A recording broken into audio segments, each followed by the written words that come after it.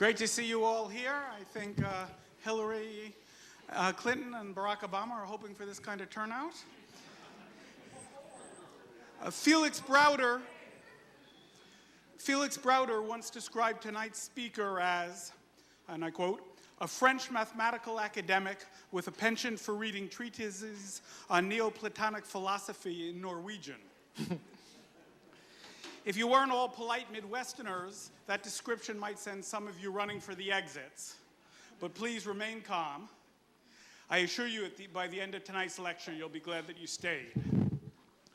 Our speaker, Ivar Ekeland, is the son of a Norwegian diplomat father and a Corsican philosopher mother. He traveled widely as a child in the diplomatic service, living in such exotic locales as Vienna, Austria, Moscow, Russia, and when he was 8 years old, he lived for a year in Minneapolis, Minnesota. His father was the vice consul to the Norwegian consul. Unfortunately, he didn't get along with his boss, and so it lasted only a year. Ivar received most of his education in France. He studied in the prestigious École Normale Supérieure in Paris, and he got his PhD degree in mathematics in 1970. He served for 33 years on the faculty of the University of Paris Dauphine. Paris Dauphine is sort of the French analog of the Harvard Business School. There he became a world-renowned researcher in an ever-growing array of fields, including convex analysis, optimization, control theory, Hamiltonian mechanics, and mathematical economics. At Paris Dauphine, he serves as chairman of the math department, then director of the Applied Math Research Center called Fermat.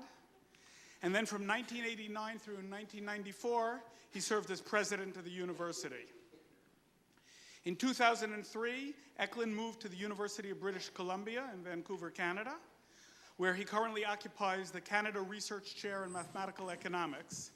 And he's completing a 5-year term in a very important position, director of a math institute, director of the Pacific Institute of Mathematical Sciences.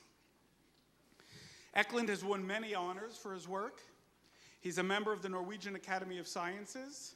He's received prizes from the academies in both France and in Belgium. He's received honorary doctorates from universities in Canada and in Russia. And he's a gifted and prolific author. He's written many, many scientific papers, also mathematical monographs, but also popular books about contemporary mathematics. One of the technical monographs, Convex Analysis and Variational Problems, was first published in 1974, and now 35 years later, it's still available as one of the SciAm classics in applied mathematics.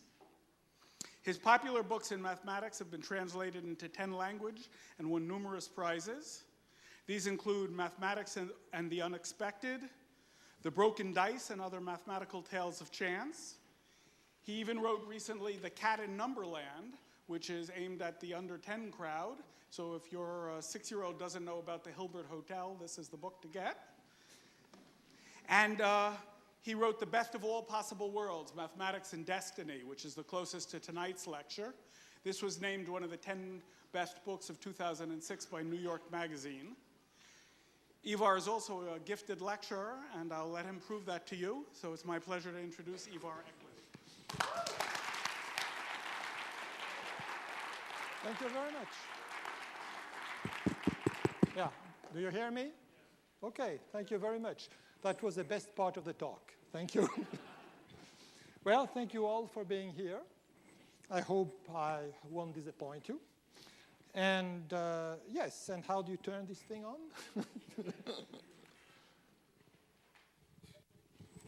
Okay, so this is it. So let's start. And I have this thing. I'm not very gifted with that, and we go on. Okay, so first, let me tell you that I'm going to make a very long story very short. Right? I'm going to take you from a kind of journey from the Renaissance to nowadays. So I'm sure there are people in the audience who know more about it than I do, and there may be discussion. I could teach a whole course on it, but I'm making it short. If you want to know more, there are references around it. There is my book. I also want to point out that it's also a local story. I'm going to talk to you about Europe. It's a story that happens in Europe.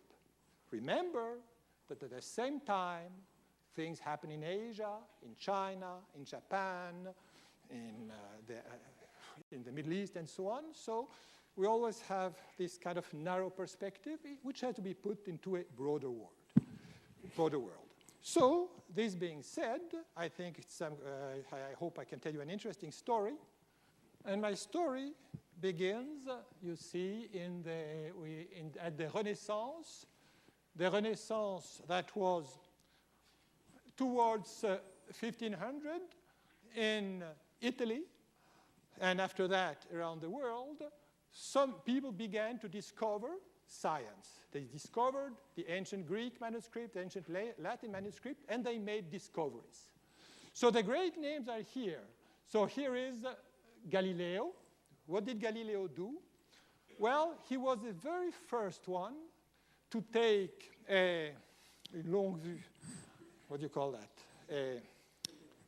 A telescope.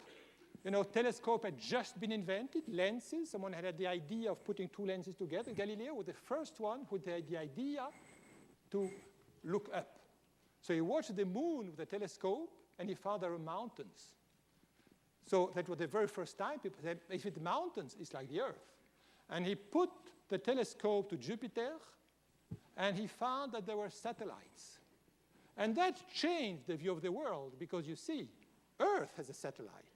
And if you see another planet with a satellite, you have Jupiter floating around with small moons running around. You begin to get the idea that perhaps Earth is like Jupiter. It's something hanging in space with things running around. Very different from the old view. I mean, in the sense that in antiquity, people believed that the Earth was flat and there was a kind of ceiling around it. So that is Galileo. Then you had Descartes. Descartes is the founder of mathematics. Because before Descartes, people said, really, there are two different things. You have numbers, how you count, how you add, and so on. And you have geometry. You draw pictures, triangles, and so on. And these are different things. Descartes was the one who unified it. He wrote equations for straight lines, equations for circles, and from that time on, and only from that time, people saw that writing equations and drawing pictures are just one and the same thing. So these, you see, they're contemporaries, basically. They die about the same time.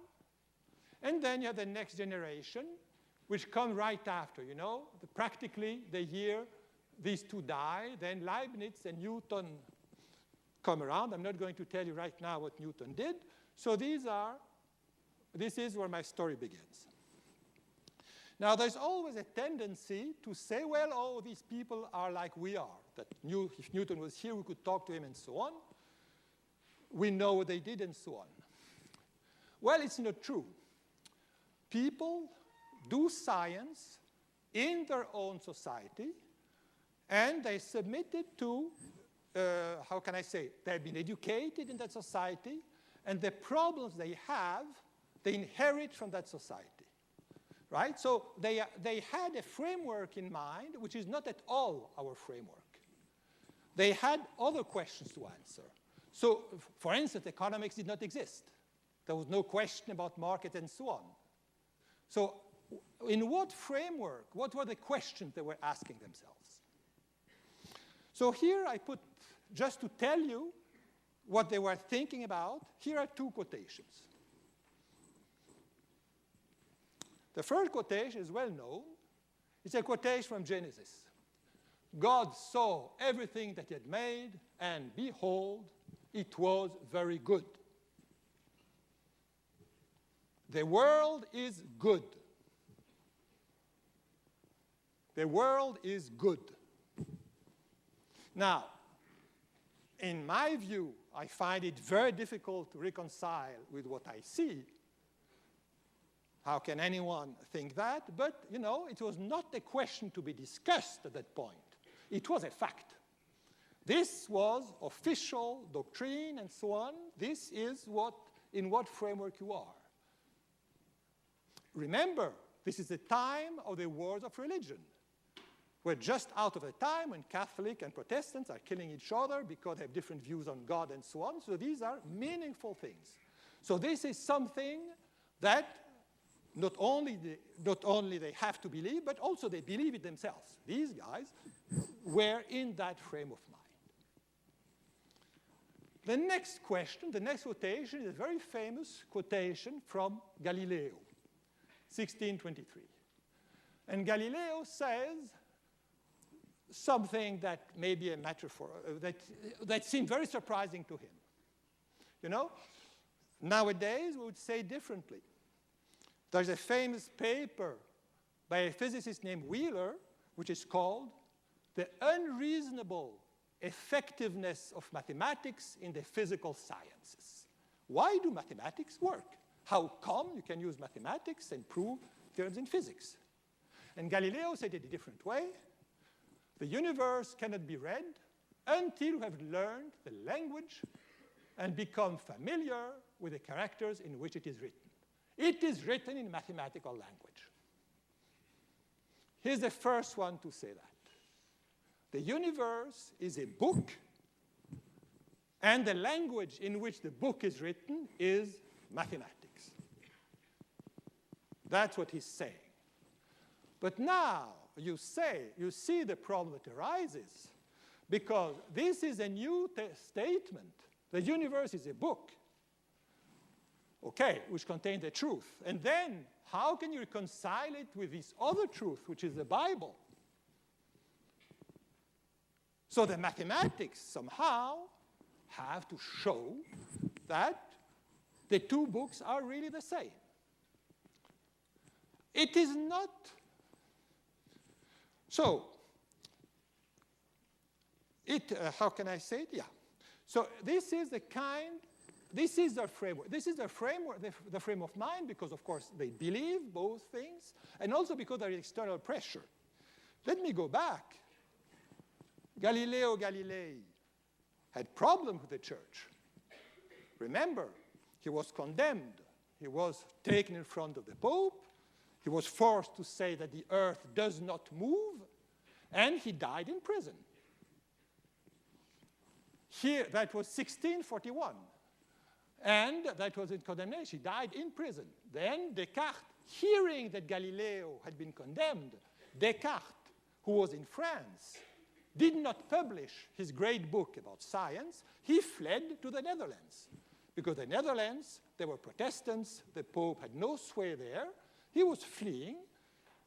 In other words, there were personal risks involved. Oh, sorry. Now, the two successors, you see, had to kind of to struggle with the same problem, which they solved each in their own way. You all know that Isaac Newton wrote a lot of books about the prophecies of Daniel. That's another story. But Leibniz, at the time, came up with a very interesting idea. He was the first one to try to reconcile both. And he said that this world is the best of all possible worlds. Right? It's not the best of all worlds, the best of all possible. So we're going to look into that idea later on. But anyway, we are starting from this, and this is a question. How can you reconcile the two views of the world? How can you reconcile the language of the Bible with the fact that this book is written in mathematical language? So I'm trying to rephrase this question. Now, the way this is written, just tell you how expert I am with PowerPoint. I just couldn't, I'm sure that with some decent help I could have done it. So, first of all, you run into the very age-old question. Is the universe good in some way we can understand? You see the problem there. If God is good and likes and loves mankind, then the universe must be good, and then how can we find out? And here, can science help us discover the blueprint of creation? This is what I mean with a book written in mathematical language. You see, the Renaissance is also the age of the engineer. People start building things. You know, the engineer, he brings machines, and you build the guns, and so on. So God built the universe, the creator. So he must have had a blueprint. So where is the blueprint? Can we find it? The laws of the universe must be the blueprint that God has used. So this is the frame of mind. And this is what we're going to go into, because it seemed vague, it seemed very ambitious, right? But they thought they had the answer. This is my story. They felt they had the answer, and then here's a test case, the theory of light. So let's go into something very specific and see if we can have an answer in science of these two questions. So now with this in mind, I go into the theory of light. No questions at this point? No? You're all hearing me? Okay. Not too loud? That's fine. Okay, thank you. Okay, so let's now go into some science, and a very old science. For instance, let's talk, so what's the theory of light? At this point, people are thinking of the way ray of lights propagate. And the very first fact you know is reflection. That's the most elementary. Here's a mirror, and here's a ray of light. So the ray of light wants to go the ray of light wants to go from A to B. And how does it go to A to B? Well, it goes to O and B. It takes this path. It doesn't take this path. And so you see, the law here is O is shown because the ingoing angle, which is here, which I call I, is equal to the outgoing angle, which is here, which I call R. That's it. Very old fact, and so on. So you can tell me it's very elementary, yes, but we are starting at a low level. And it is a fact that was known already by the Greeks. I'm talking here about someone who lived between 10 and 70 Anno Domini after Christ. And he had a very good point, and he said that, well, instead of saying that this angle is equal to this angle, he said, in effect, that means that the ray of light takes the shortest path. The green path is the shortest path. Much simpler and so on. It's the shortest path. Actually, I don't know if you all like equations and so on, or proofs. There will be one proof. Alexa, you see, it's a statement. Is it true? And there's actually a proof. And the proof was given by Eo, and I'm going to give you that proof. So I trapped you. I know some people came here and said there'll be no proof. No, it's not true. There's a proof. So here's the proof. By Hero. So you see, by the way, first question, how would you prove something like that? How would you prove that this is shorter than that? Not obvious. Not obvious at all. Well, he had a nice proof. He says, well, Hero's proof, he said, draw the symmetric point C. Take the point C here, which is at an equal distance. And then, you see, by symmetry, so this is a symmetry axis. So this is equal to that, and the green path here, in length, is equal to the green path here. But the second green path is straight. And everyone knows that a straight line is the shortest between two lines. That's it. And so the green path here is the shortest one. It is a remarkable proof because it connects. You see something strange. I'm talking about the way light reflects, which is a physical phenomenon. And now I'm trying to use a geometrical fact. So what's the connection between these geometrical facts, triangles, and so on, and the way light operates? Does light know that the straight line is the shortest one? Already you had a mixture of these two things. But it's the beginning of an answer. This is what Galileo says, that if you know math, you understand more things. Okay, so if you know that, what's the next step in light? The next step is refraction. So what is refraction? It is light that goes from air to water. Now, you take a point in air, a point in water, What's the path of light? Well, it is a green here. And there is a law here, which is Snell's law, which tells you something. I wish to point out that it is not the shortest path. The shortest path is A to B.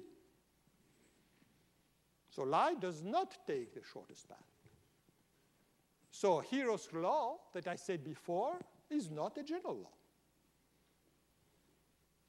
It is not general. Something is missing. So what is to replace it?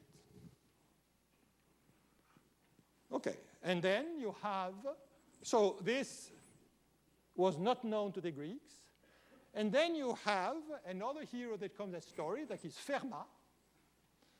Fermat is very known in mathematics because there is this famous Fermat theorem that says that the law of Pythagoras, x squared plus y squared equals z, the law of Fermat says that you can have triangles, right triangles with integer sides, 3, 4, and 5. Well, if there were any other exponent than 2 in Pythagoras' law, it wouldn't be true. But so he's known for other things. He was actually a lawyer. He spent all his time, most of his time sitting in at the Parliament of Toulouse, and he did mathematics in his spare time and physics as well. And he came up with that wonderful idea that light does not take the shortest path, but the fastest one. Fastest. So let me tell you what Fermat said. Fermat said the following. Well, light takes the green path here. Why? Because light travels faster in air than in water. So to understand Fermat's argument, imagine that, how can I say, I am here, this is the beach, and this is water. So you're sitting here on the beach, and you see someone here drowning. What do? Well, if you're a good swimmer, which I am not, you rush to help him or her. How do you get there as fast as possible? Well, you could run straight on the beach, then plunge and swim. But you know that you run much faster on the beach than you can swim in the water. Am I making sense? So it makes sense, actually, to go a little bit farther on the beach, and then, because you gain time, and then to jump into the water closer to the guy. Of course, if you go far away, well, you're just losing time. So there is a best point, which is this one. And the best point, of course, depends on how much faster you can run on the beach than you can swim on the water. It depends on that. And this is precisely the computation that Fermat did, and he found, again, the law, Snell's law. So he found it that way. So that is remarkable for several reasons. First reason, so the shortest path is not the fastest, and that's remarkable for several reasons. First of all, to have thought of it. Excuse me. Once you're told that, you say, oh, yes. But would you have found it? I wouldn't. And the other idea is that light travels faster in air than in water. Does that seem obvious to you? Yeah? Is that the other red arrow line is not the fastest? Instead, like you can run longer on the beach and then swim to the guy than Yeah. the green one? Yes? Oh, sorry. I'm saying that this is the fastest. This will take longer time because you swim more. And this will take longer time because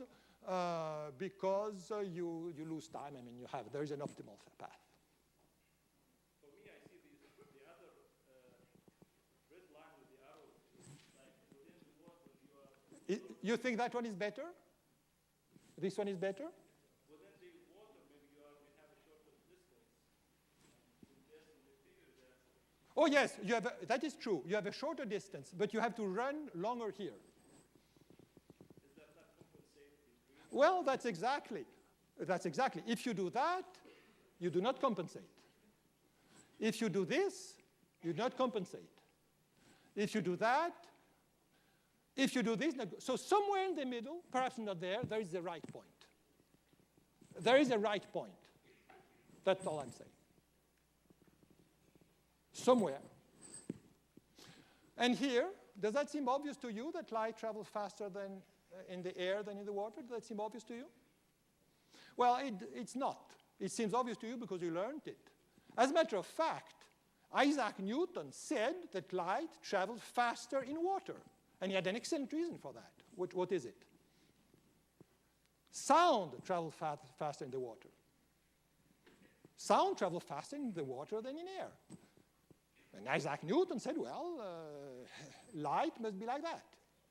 And the matter could not be settled experimentally. As a matter of fact, the matter was settled experimentally only 200 years later. You just couldn't measure. So it's very audacious. When saying that, he went against the authority of his time, Isaac Newton. But he said it, and he's right. And here you see, we get to the center of the talk, which is the idea of optimization. The idea of optimization is to optimize is to find the best possible solution. There's a set of possibilities. Light can take all these paths. It can go this way, or that way, and so on. But light will choose the path that does something, that makes something as small or as large as possible. For Héron, the light would take the smallest length. For Fermat, light will take the smallest time. It doesn't matter, but you have this idea. You have a set of possibilities. You have a criterion, the length or the time, and you choose the best one. So that's the idea of optimization. There is an equation here. And you get to the idea that someone, and so you get of the idea, so you see again, Fermat says light takes the shortest, Fermat is saying light takes the fastest path. Héron says, but anyway, we get of the idea that someone is optimizing something.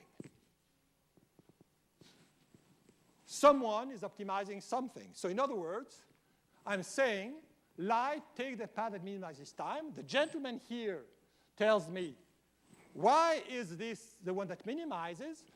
I answer, but apparently the light knows. Light knows.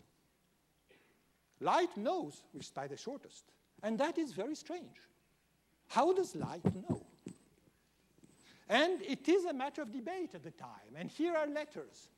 And there is a heated exchange when Fermat publishes, aside from the fact that he said that light goes faster than air. There is a heated exchange.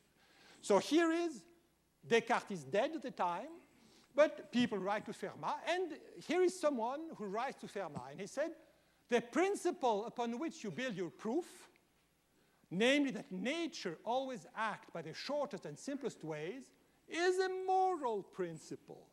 It's not a physical one. How would light know? Do you think the ray of light has a piece of paper and does its computations? Give me a break. It is not and cannot be the cause of any effect of nature. How does light know? And, you know, the problem in science very usually is we're so used to certain things we don't think. Oh, yes, obviously. Light goes faster in air. Not obvious. Oh, yes, and so on. Not obvious. So what's Fermat's answer? I love Fermat's answer because it's very much in favor of modern physics, you know?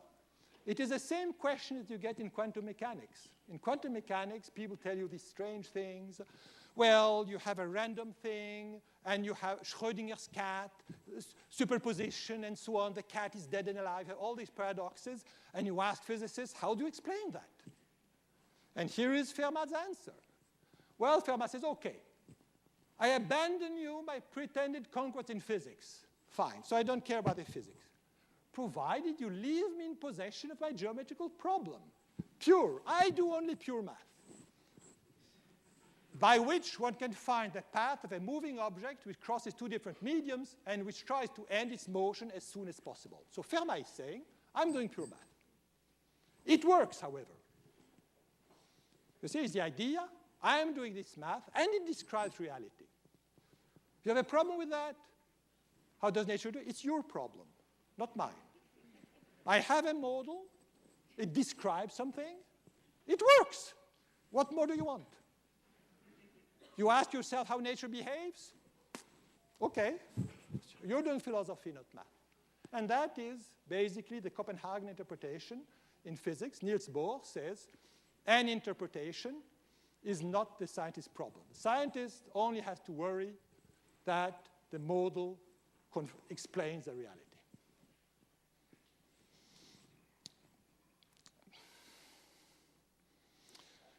Now, we are at a crossroads, and now new people come into play. We're a bit later, and you have Moreau de Maupertuis.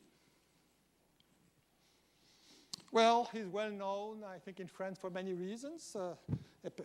Not only because he went to an expedition to Sweden and he introduced skis in Europe, in France. I mean, he was the very first person who brought skis back to France.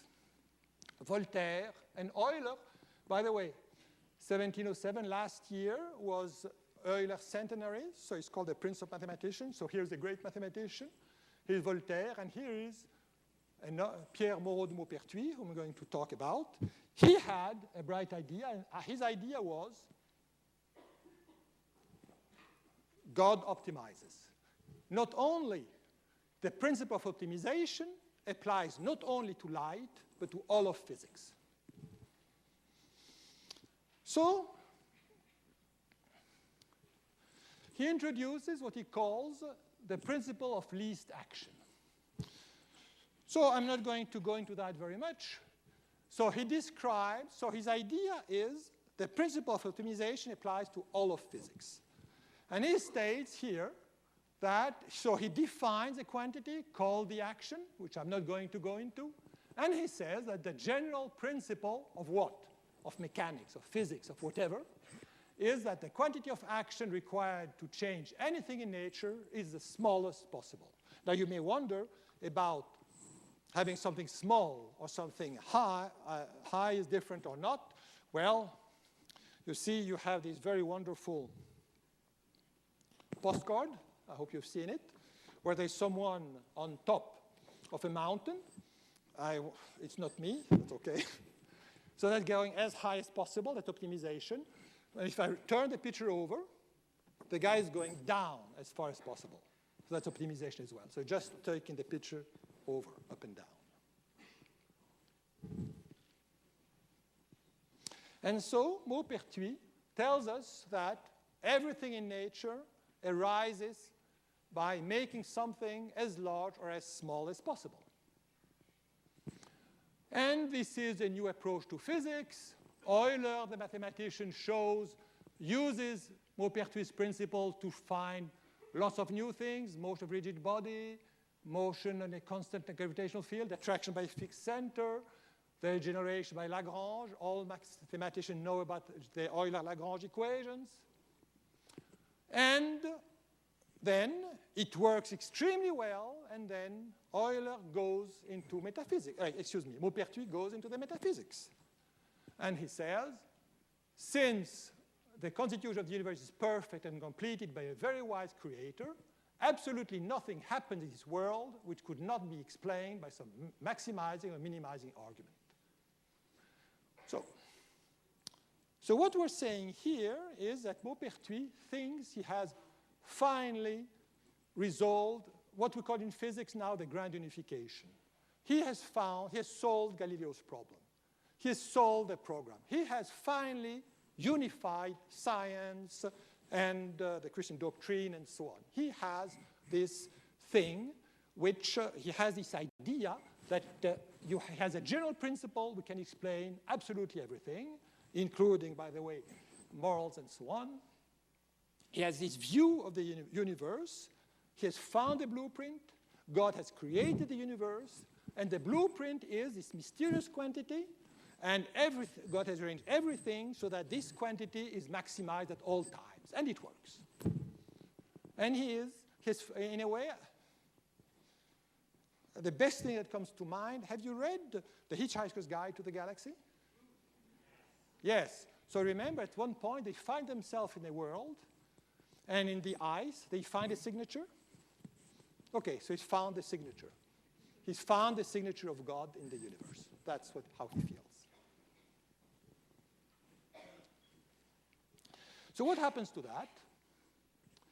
Well, Maupertuis dies 2 times. First, in the hands of Voltaire. That's a cultural death. And then at the hand of the Schiavoni Darcy. And that's a mathematical death. So let's go at the 2 deaths of Maupertuis. So Voltaire. Well, there's a story there. Now, there is a book by Voltaire called Candide, which actually is also a musical by Leonard Bernstein. And the story of Candide is very clear. You have this Dr. Pangloss. Candide is a young man. Dr. Pangloss is his tutor, his mentor. And they travel around the world. So Dr. Pangloss' theory is all is well that ends well in the best of all possible worlds. And then the book goes on, and they see lots of catastrophes going and so on and so forth. And for instance, there's a famous earthquake in Lisbon. The earthquake in Lisbon was the following. On Easter Day, the churches were full in Lisbon. I forgot the date. It's 1759, I think. The churches were full. It was Easter Day. There was an earthquake. The churches fell on the attendants. Fires broke into the city. The survivors went to the port, to the harbor, to protect themselves from the fire. And of course, then the tsunami came and wiped everyone out. And of course, Dr. Pangloss says all is best in the best of all possible worlds. And the book ends. After that, terrible things are discovered. And the great argument at the end of the book, they're sitting in the garden and they say, well, if all this had not happened, we would not be sitting here in the shade eating pistachios. So that completely ridiculed Maupertuis, but there was a scientific objection as well. So let us go back to the mirrors. Let's go back to the mirrors. Remember I told you that light takes the shortest path? And Schiavoni Darcy came up with another idea. Schiavoni Darcy said, well, let's take not a flat mirror, but a spherical one. So here's the light. Now, if you shine light on a spherical mirror, what you're going to see is that. Tick-tock. You're not going to see light going here and coming back. So if you apply the principle of least action, then it would say this path is not the shortest one. For that matter, it's not the fastest one as well. So this very simple example. So in other words, going from O to O and back to O, light takes this path, which is neither the shortest nor the fastest one. The principle of action, the principle of least action is not true. So what was the problem with that? The problem is relatively simple. Here is the problem. In fact, what had been proved, now just that's the only slide with math, what Maupertuis proved was that he was actually solving f prime equals 0. He was looking at a point where the derivative is 0. It's to look at a flat point. Now, if you look in one dimension, here is a function, and you look at horizontal points. Here is a horizontal point, and it's clearly a minimum. If you switch it over, you get a maximum. That's fine, minimum or maximum. But you have a two-dimensional picture like a saddle. You can see that if you're at a saddle, if you put, if you put a marble here, it's not going to go up or down, it's just going to stay there, right? The marble here. If you put a marble here, it will stay. If you put a marble here, it will not stay. It will stay, but it will be very unstable. Just blowing at it will push it down. It will go that way. So Maupertuis is actually describing unwittingly a situation like that one, which are neither minimizing nor maximizing. So that was the what his mathematics were proved, and he was trying to give the wrong interpretation. On the other hand, it remains very interesting. And so the metaphysical interpretation is gone, but the subject remains very interesting from the point of view of mathematics. So here are some of the modern contributors. Now let me give you to the second part of my talk. I still have a quarter of an hour, right? Any question at this point? No relaxation, nothing? Okay, so I want me to go on? Fine. Okay. So the end result is nature does not optimize,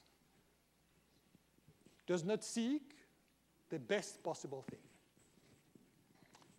Now, do human beings optimize? Right? God does not optimize. Do human beings optimize? So what does it mean? So now we go into a theory of rational behavior. How do human beings behave? And I forgot to tell you that I'm also a professor of economics, so I'm going to take the economic point of view. So how do human beings optimize?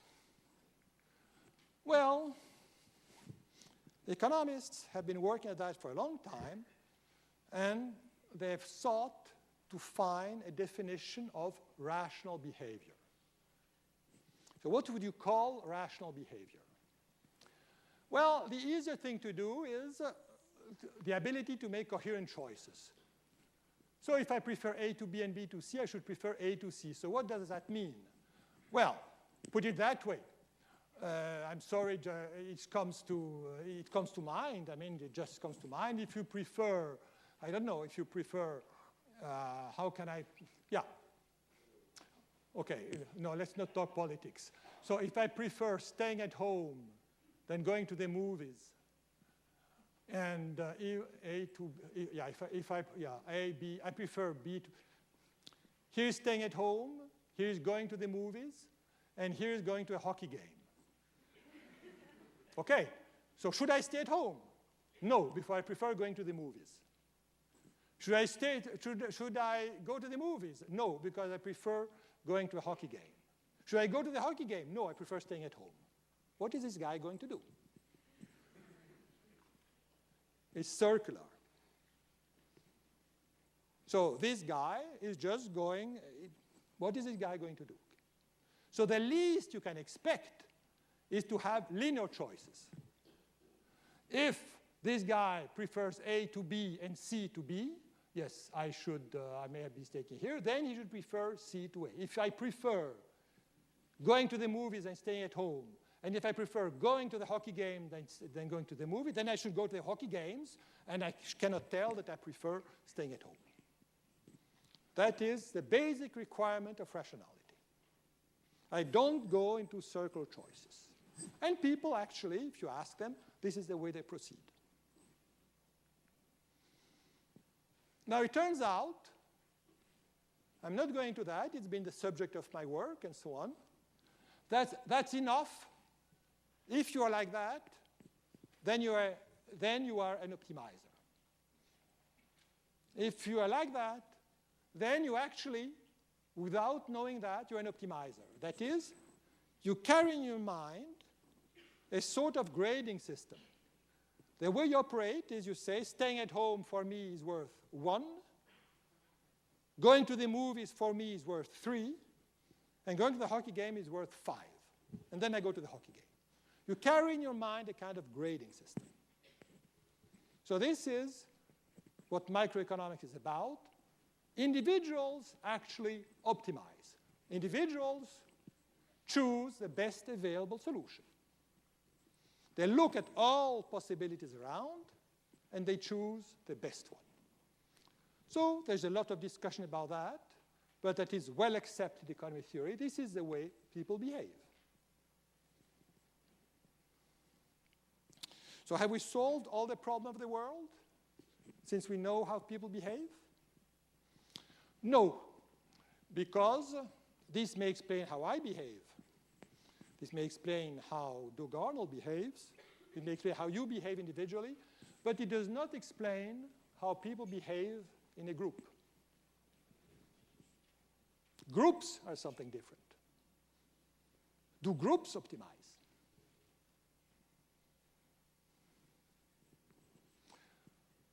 Right? Now we're going to collective behavior. Collective behavior, by the way, is a very interesting subject. That's what's happening in the United States right now, right? You're choosing a president. So how does this kind of decision work?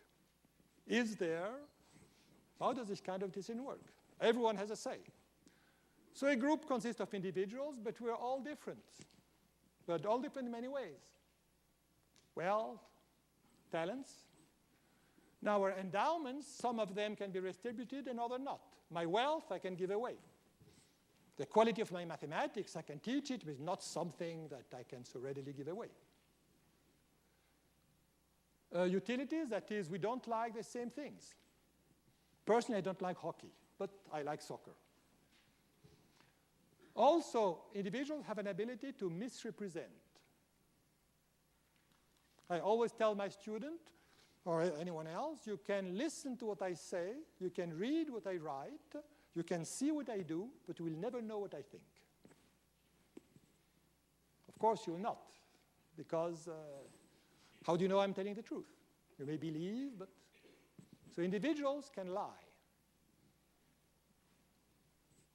And of course, these individuals will be affected diversely. If the group takes a decision, some will like it, some won't. So in other words, when you look at a group, the decision-making is a process. When I make a decision, I like it, I don't. It's not a process, or perhaps something's happening. But decision-making is a process. So I'm not very good at that, but I try to make, So this is how I see it. So you have a process here. So you have all these individuals, and they're all going to vote. And then there's a process here. For instance, the electoral process. In the United States, you vote for delegates, and then there's superdelegates, and then there's a president. Fine. In France, you vote directly for the president. In some countries, you select your leader in other matters and so on. But what I'm saying is there is a process here. You cannot just take the preferences of the people here and say, hey, that's what the country wants. There has to be a process. You see, I can say I don't like the hockey game, and fine, there's no discussion. I just don't like the hockey game. But the collective decision, who's going to be the next president, that's something different. It's a process. There's an outcome. And then, again, you have something, because some will like the result, and some won't. I'm sure that after the election, not everyone will be satisfied. So you have a process in collective decision-making. Does that process result in optimization? Am I being clear?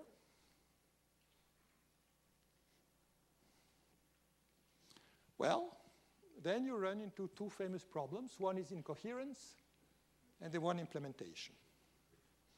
So in other words, I'm going straight to the matter. Groups do not optimize. They cannot. They cannot because they're incoherent. That means they run into the same circular problem that individuals avoid. So let me give you an example. For instance, I haven't done the math, but I mean, the young people here, they can do it. I'm saying the following. You can work out the numbers, but I think if you take 50 people, take 50 people, and you work out each of these 50 people, and you have 3 candidates, 50 people and 3 candidates, or 100 people and 3 candidates. And you ask them to rank the candidates. So some will say, I prefer A to B and B to C. Some will say, I prefer B to C and C to A. Some will say, I prefer that and that. So all have the ranking. And then you count by majority rule. Now, if you work out your number right, you will find a majority to prefer A to B. Another majority, not the same ones, that prefer B to C. You see the problem here.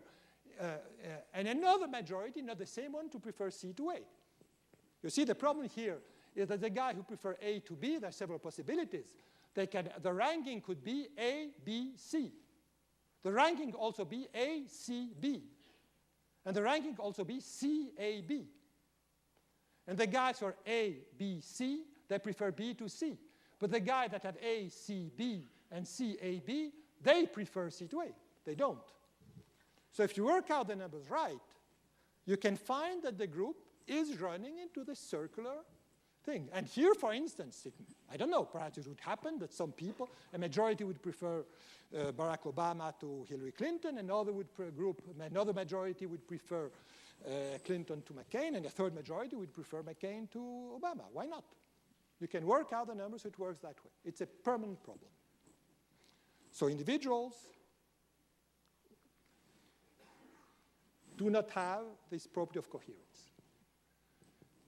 But now there's another problem. And here's another, which is the implementation problem. So here's the small math problems. You have 1,000 individuals in a group. And at each individual, I ask them, it's very simple, give me money. You can give me nothing, and you can give me $100. I'm rich, I have deep pockets. Whatever amount is there, I'll multiply by 10, I'll redistribute.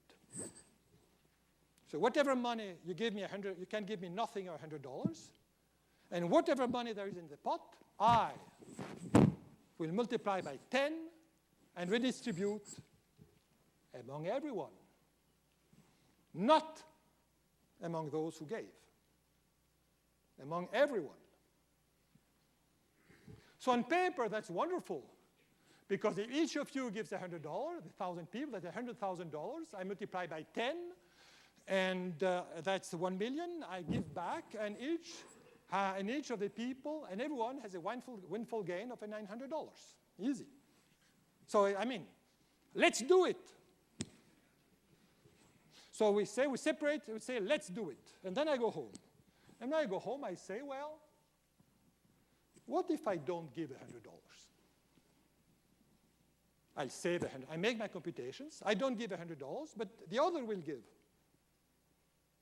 And then I will get some money anyway. And it turns out, with the computation, that you get $990.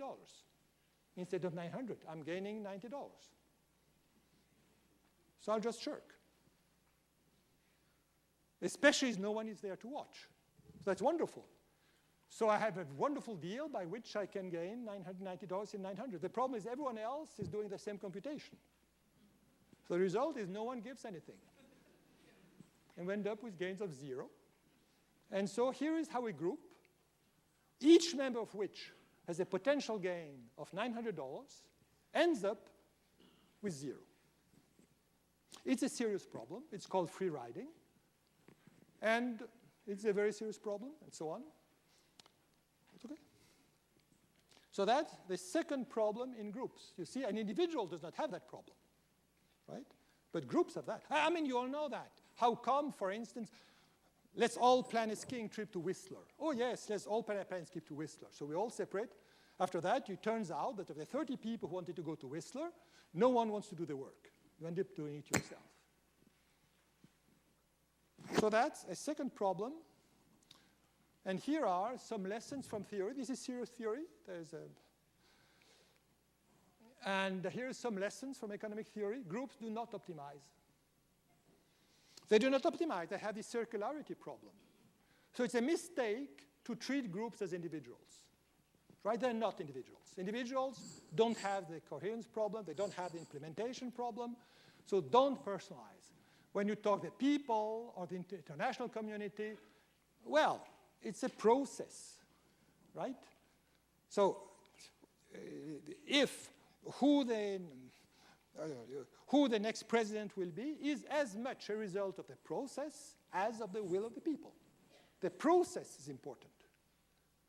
And if you are ever chair of a department or a business and so on, you will know that if you want to achieve certain goals, you have to use a suitable process. So don't personalize. Groups are not individuals. The individuals have to coordinate, and that's very different and will depend a lot on the process you're using. And different process will lead to different outcomes. And also, small groups acting for special interests are much more likely to influence public policy than large groups acting for broad interest, because large groups acting for broad interest, they run into the implementation problem. If ever we all go together and do something that we all have to gain a lot from it. But I mean, if I shirk, I gain from the other benefit, and so on. So this is well established in economic theory. I don't think I have really time to go into much more. There is a market solution and so on. Fine. Well, I think, okay, I'll skip all that. If you're in, I'm just going to quote here, perhaps, there's an interesting application there, that's climate change. The mood has changed a lot in the world after the, if you go on the web, you will find what is called the Stern report on the economics of climate change. So that's a very good example, and this report begins by, it prices the economic cost of climate change. So it's a very authoritative study, and it does say that climate change, the global cause and consequence, international collective action will be critical in driving an effective, efficient, and equitable response on the scale required. So we have a problem there, right? Climate change is a very good example. Where the problem of incoherence, how are we going to manage a collective response, right? There are lots of individuals, lots of nations, so we have a real problem there of coherence and so on. And I finish here, that's my last slide. I think also, as far as collective decision making, remember I had this slide, very easy, right? Process, outcome, judgments. I think that in public policy, we can, I've changed a little bit my mind. I'm introducing something here. The process of the outcome, the feedback, and the judgment. I think in question of public policy, it's very difficult to judge by yourself if the result is good or bad. You know, you have to get your information from somewhere. You have to get it from the internet, or you have to get it from the newspapers, or whichever. So I think that now modern public economics should try to worry about that. How are you informed about the result of the collective action? And it's easy for government, for instance, to have a bad outcome and to manipulate. You can manipulate the process. In other words, you can manipulate the process in two directions. You can manipulate the decision making. One, you can manipulate the process, and then you can manipulate the information. So anyway, I have finished, I think, and I wish to thank you very much.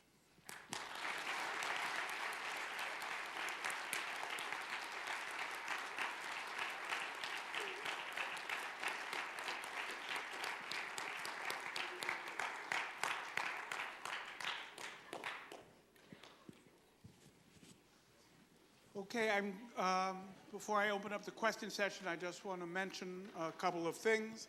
First of all, there are some students here who need certificates of attendance. We do have them down here, along with pictures. This is not Ivar Ekeland on the top of the mountain. I'll let you guess whether it's me or not.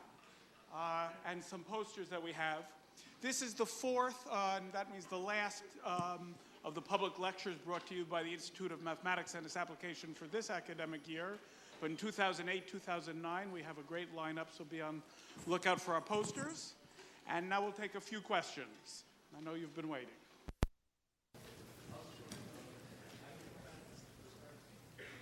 I kind of missed the first part. What do you do related to optimization, like in your occupation, like your job? I think the question is, how do you use optimization in your work? Okay, I use optimization in two ways. And, well, I've done it well. I use it in two ways. Number one,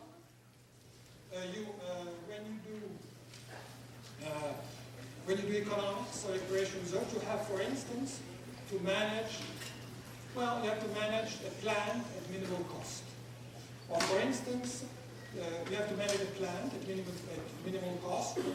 Well, what is a good example? Well, first of all, the thing I did more recently, I've done celestial mechanics.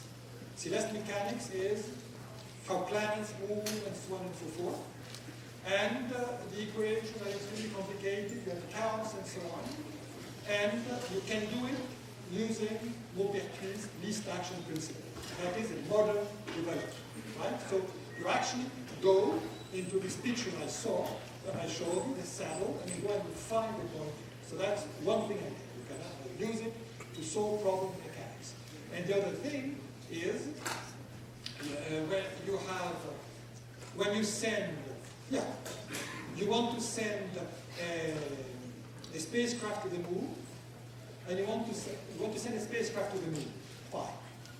Well, what trajectory? Well, it depends what you want. You can say, I want to send the spacecraft to the moon in minimal time. I want it to be there as soon as possible. You can say, I want it to carry as great a load as possible. You can say, I want it to use as little fuel as possible. Right? And this will give you different trajectories.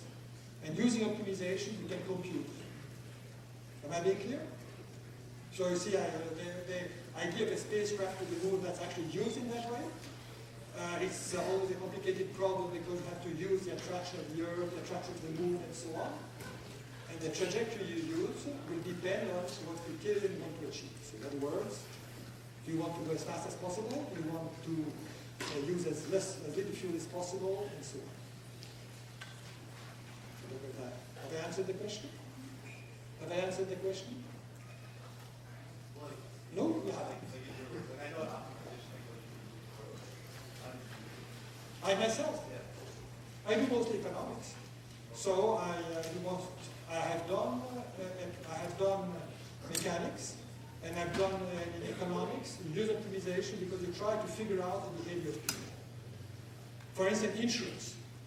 Insurance, how do you price insurance contracts?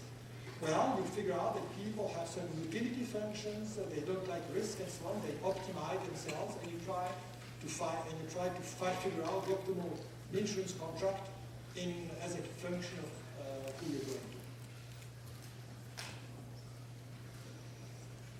It's a question back. How do you think multi-object queue optimization can be achieved? Is it really possible? Because you have been talking about optimizing one certain thing. So can you optimize two things at the same time? No, you cannot. You cannot optimize two things at the same time. You need only one. I would love to have a car that goes as fast as possible, and also a car that consumes as little gas as possible. Fine. It's one or the other. No, it's a basic fact, right? So this is why, in a way, Voltaire was a bit ridiculous, because he was trying to put in a single criterion everything that happens. But you cannot optimize two things at the same point. It's a basic fact. You have to tell what weight you give to each criterion.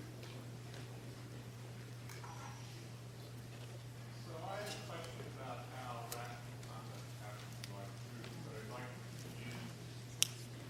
I'd like to use the example of light that you developed in the first half of the talk. So there are many different levels of sophistication for understanding light. So if you look at a population and they're behaving rationally, the population will have a distribution of sophistication over the issues.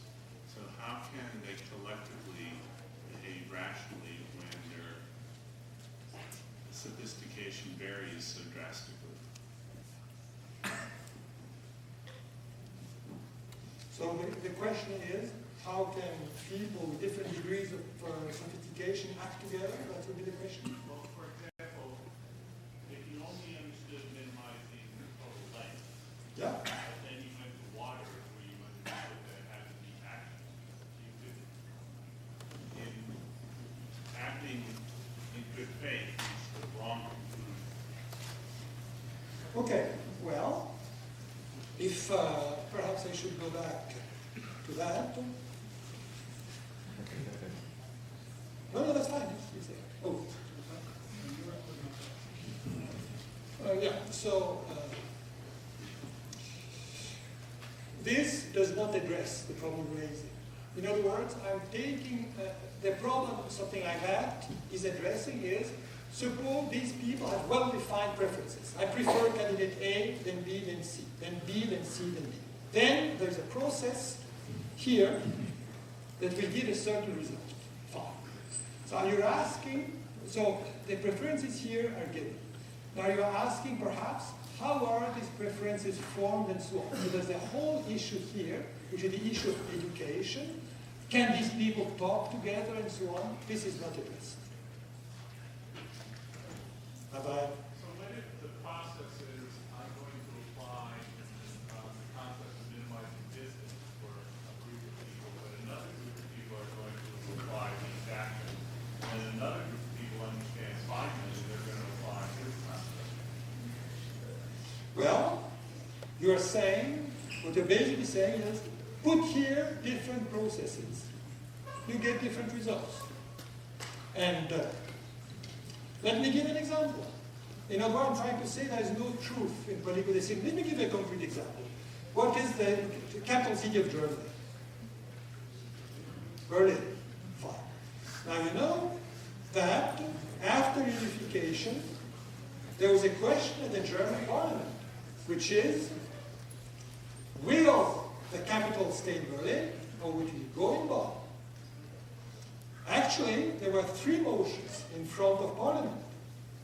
And the 3 motions were, motion 1, everyone goes to Berlin. Motion 2, everything stays in Bonn. Motion 3, the government goes to Berlin, but the Parliament stays in Bonn, or the opposite. So 3 motions. And then the question of procedure came in. And so there was a process, and the government appointed a committee of wise men to advise on the process. The committee of wise men said, vote first between options 1 and 2, choose the best one, and then compare the remaining to option 3. And the result was, everyone goes to Berlin. It's very clear to everyone, and there are documents about that if a different process had been chosen, the capital could have been in Bonn. Which is nothing new. You have to know. So basically, there is no, in science, so there is a truth. You can always say, Feynman and so on. Well, you go to the experiment, make an experiment. This is how it is. Right? But here you don't have that. Should the capital be Berlin or Bonn? Well, you have people there who have different opinions. Now it's clear, if you make a straight vote, you have a result. Now, you introduce the 3rd option, you do things, and the result is Berlin. I'm not saying it's a bad decision or a good decision. I'm just saying that when group make this, and if group make decisions, the process is as important. And if you have anything to bring back from this talk, especially the long, that will be when a group has to make a decision, please agree on the procedure before. Right? Don't make up the procedure when you're all meeting and so on. No, the procedure has to be standard, decided on before, so you know where you stand. Sometimes I hear this summarized as something that we all knew intuitively, but now as a mathematical theorem. A clever chairman can always get what they want. That's exactly true. So this is why the rule should be fixed. And it's a British tradition that we don't have that much in France, which is rules are the guarantee of freedom. Don't change the rules during the game.